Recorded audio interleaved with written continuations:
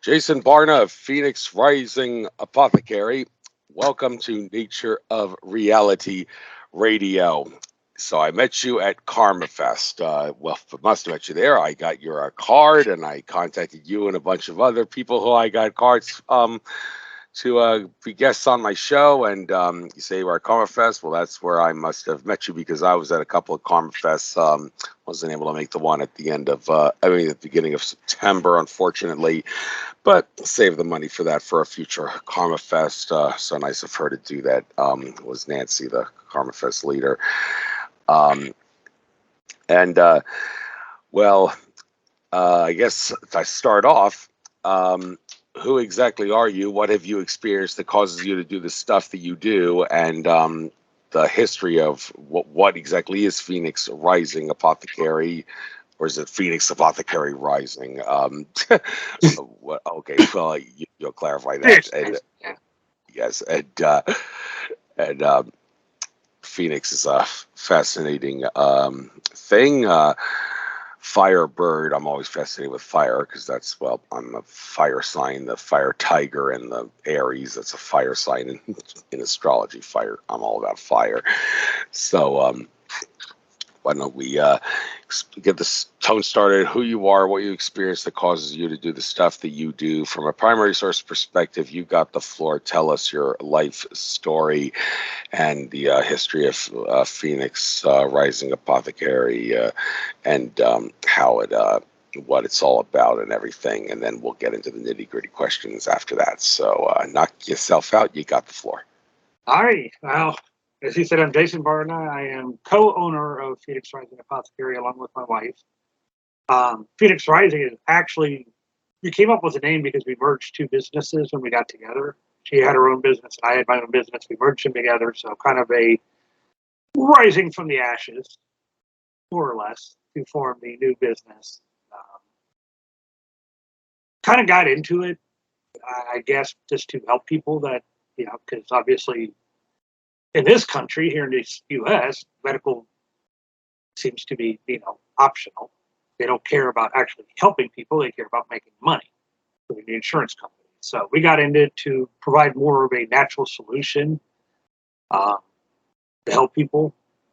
Um, then blended the ideas of holistics, mind, body, and spirit, which brings our metaphysical and kind of spiritual side into it because you got to heal the spirit to heal the body. So um, we are a full service apothecary, which means everything we do can be fully customized to the individual if need be.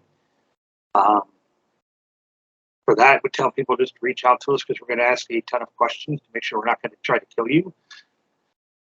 Other than that, that's kind of where we are, who we are. We do a lot of festivals, holistic, meta, all over the place. As you say, we probably met at Karma Fest. We go up to Lancaster for their holistic. We go down to Northern Virginia a lot. We're hoping to put on our own here maybe next year, so look for that coming eventually. That's kind of the nitty gritty of it. So, we're both herbalists. She got her practice starting with nano herbalism. Specializes with that. I tend to a little bit more to the human side and magical side of it. Although she blends a bit of the magical in, obviously, as well. Both pagan practitioners, more or less. So that's kind of where we are. Yes, and well, I presume that you have a little bit of knowledge about Phoenix, considering that you've decided to make it the logo mascot symbol of your thing. Um, so, for those that aren't familiar, could you enlighten us on what the Phoenix is and why that, of all things, was chosen to be the mascot, if you will, of your business? Being the bird, obviously a firebird, represents rising from the ashes, rebirth. Um, from the native perspectives, they viewed the thunderbird which is similar to the phoenix, um, as the spiritual. So part of the holistics being spirit we went with the phoenix to represent our spirit and rising from the ashes, reborn, rebirth, all that happy stuff.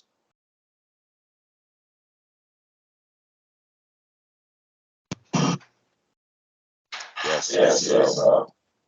I hear myself echoing for a moment there. Let's make sure that gets out of there. Yeah, you seem to have a lot of herbal things to offer on your site here. Now, these these are herbs. They're not really. They're supposed to be medicine, and I presume they're not things that are going to give you some sort of a high, like cannabis or like that. Um, it's supposed to just be a feeling of just a general feeling of feel good kind of feeling, not so much a high kind of thing. You're more than welcome to make a sales pitch out of this if you want. Yeah. I mean, What is all herbs, including cannabis. We don't carry any of the cannabis or CBD because of an allergy. My wife is deathly allergic to it, so same with mushrooms. So we chose not to carry those out of an abundance of safety for her. Um, but even cannabis has its own healing properties. We sell stuff like blue lotus, kava. We sell some of the poisons, atropa, which has its medicinal uses as a topical pain relief. Stuff like that. I mean, we carry herbs can be used in, you mix the right herbs in the right way, and you can get a bit of a little something going. But um, we sell them for, because part of the practice of healing is healing the spirit. Well, maybe sometimes you need to get a little something going to help heal your spirit, connect deeper with the gods. Or God, I guess, as you so choose. But yeah, we focus heavily on herbalism. We do blend a bit of the metaphysical and carry a lot of metaphysical supplies because that pays the bills, obviously. So yeah, I mean, it is what it is. I mean, we have no problems with. We do have to follow, unfortunately, federal law like everybody else. So we can't sell certain things. Cannabis being a big one due to legislation laws. And where we live in Maryland, even though it's legal here in Maryland, you still have to have a lot of licensures and stuff, and it's just a pain in the ass. So it didn't worth it to us. Even if we could sell it, it didn't worth it to us. So. Well, it's interesting you mentioned that because at one of the recent Karma Fests, one of the vendors had cannabis water, Drink Delta, where it's basically basically eating cannabis brownies, but in water form, in the form of a can. She gave me a free sample to try that, and well, I liked what I experienced, and frankly, I would think that if more people knew about that, a lot of cannabis dealers would probably be out of business because people would tell the cannabis dealers, "Hey, I just found out I could get a nice, long, relaxing high by drinking cannabis water in the form of this Drink Delta thing. So I don't think I really need you anymore." And I can imagine that would happen. And but the fact that that was available, um, it wasn't a problem. It's not like the feds came there to shut her down or anything. And there is the Drink Delta website. There are people can buy off that. There are 2 states. I don't know what those 2 states are off the top of my head that they say that they cannot sell to. But 48 out of 50 states that they can sell the Delta cannabis water to. This actually has THC and CBD in it, and it does cause a cannabis high. So first of all, okay, well, cannabis laws, they're not laws. They're what is considered to be public policy. They're not binding upon the common people. Malum prohibitum public policy, the whole thing about law. Don't want to get into it too much because it digresses, but just because 51% of the people in the legislative body decide to criminalize something because someone doesn't like it does not automatically make that binding upon the common people. The But of course, the government being tyrannical doesn't act like it understands that. You have to wonder, why aren't they shutting down the Drink Delta business? And well, now that I mentioned to you that it is a business and it does sell to people, where are you making the claim that you cannot sell certain things like cannabis when apparently those Drink Delta people are able to sell it? Certain things there's legal loopholes in it. We cannot sell straight cannabis, obviously. Delta 8 is a chemically broken form of cannabis. It's not a natural form of cannabis. It's not like selling the flower or, like something like that. Same with CBD. It's actually an extraction versus anything else. It's extracting one particular chemical out of it. We're more of a general belief in the whole herb, I guess, for more or less. It's kind of like if you look at modern pharmaceuticals. They can synthesize certain chemicals out of certain things, but then they complain it has all these weird side effects and this, or it doesn't work as well, and this, because they're missing the big picture of an herb isn't a single compound. It's hundreds and hundreds of thousands of compounds. So part of the belief in the herbalism is the whole treatment is the whole herb. I have no problems with CBD for those that sell it, as long as they're, being legit about it, that it's an extraction and not a natural form. If you're selling the cannabis flower, you go to your neighborhood dispensary and buy flower, then yeah, you're taking the whole friggin' herb. Whether or not how clean everything is, I have no idea. I would assume that most places at least follow some kind of general guideline to make sure their shit's not poisonous to the general population. So, but I mean, we sell, like I said, like Blue Lotus, which can give you a little bit of a buzz if you're sensitive enough to the chemicals within it, to the alkaloids. Kava is a known one. Colt's foot, mixed the right combinations with Colt's foot with the right herbs, and you can get a bit of a buzz with that too. And I mean, that's 100% friggin' legal, all 50 states. Why the government thinks they need to legislate herbs, I have no idea, but I guess that's their general thing. They would rather, go after us that we're one on the more natural side than go after the big pharmaceutical companies that are intentionally fucking people up. So, excuse the language.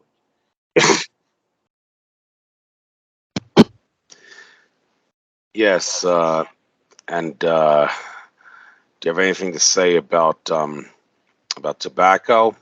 Tobacco, I think all the stuff that we've heard about it regarding how it's harmful and everything, secondhand smoke, that's all an exaggeration. In fact, a lot of Native Americans have said that tobacco, for all intents and purposes, is just as good as incense for clearing out negativity out of places, and all the secondhand smoke stuff you hear about how it's harmful is just a lie to cover up the fact that tobacco is very, very good for spiritual cleansing. So have you guys gotten... Growing up here in Southern Maryland, we're in the heart of what was Southern Maryland's tobacco country down here. The problem with tobacco isn't tobacco itself. The tobacco plant is a nightshade. It's related to the tropa and a bunch of others. In its pure natural form, it's not terribly harmful. It's probably not the best thing in the world. You don't want to use it constantly. You can still buy the old stock tobacco. There's companies that sell the plant, that sell the old wild tobacco, which is what everything is derived from. The problem comes is when the companies like Philip Morris or Altria or whoever they call themselves now, and some of the others, R.J. Reynolds, they process it and add chemicals to it. While those chemicals they're adding act as preservatives agent to a degree, but they're also extremely harmful to the human body. So yeah, smoking cigarettes is bad. Smoking actual true wild tobacco isn't that bad. Nicotine is is a slight nerve toxin, but it's not terrible. It's not like you're going to go out and sit there and eat an entire damn plant. So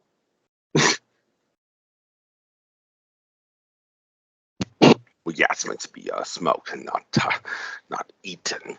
So, some of these things that you've well, actually, let's switch gears here. Totem and spirit animal. It seems like some of you got 6 different animals here. There's turtle and a bear, and is it a cat and well, a turtle again. What is for those that aren't familiar, what is a totem or spirit animal, and how do you determine what your totem and spirit animal is? Does it have one would think it's automatically your zodiac sign, or maybe your Celtic zodiac sign, because a lot of those the Celtic zodiac animals are animals that would be considered totem spirit animals. Like in my case, that's the fox and the bear, but not necessarily. It's not necessarily your zodiac sign, right? So why don't we get into what totem and spirit animals are, and how do you determine what one's personal one is? Totem and spirit animals, we use the terms interchangeably. Totem generally refers to the Native American belief structures. Spirit referring to the non-Native American belief structures. It's what represents you in animal. Each animal has its own unique qualities, just like a human does. If you have a cat, you kind of understand cats are kind of they have their own personalities. Every animal has its own traits and personalities, so it kind of depends. Finding out is what most aligns with you. Some people, some animals are messengers.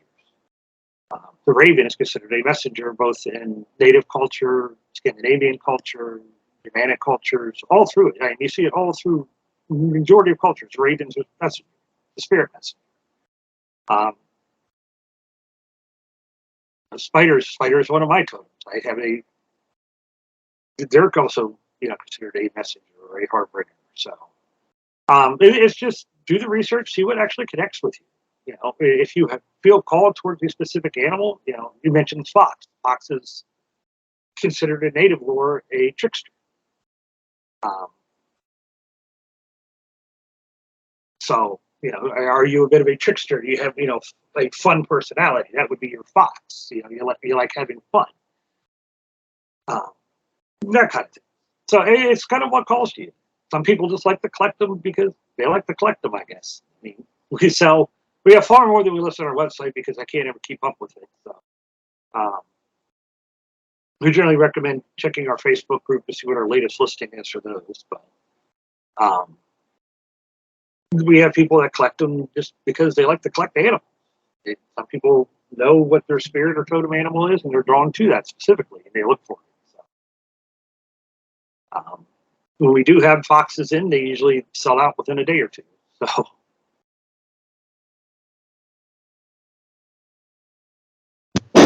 Yes, I can imagine that would be a popular. Seems like that's a very popular animal. The fox is. I understand why. Now, I guess at this point, I'm gonna ask that all's listeners for the rest of this interview, please subscribe on Patreon to listen to the rest of this interview. Everybody in this day and age who does radio, nothing harmful or wrong with asking to make a little money out of their business, and I decided to do the same. So this point onward, the rest of this interview will be pay-per-view only.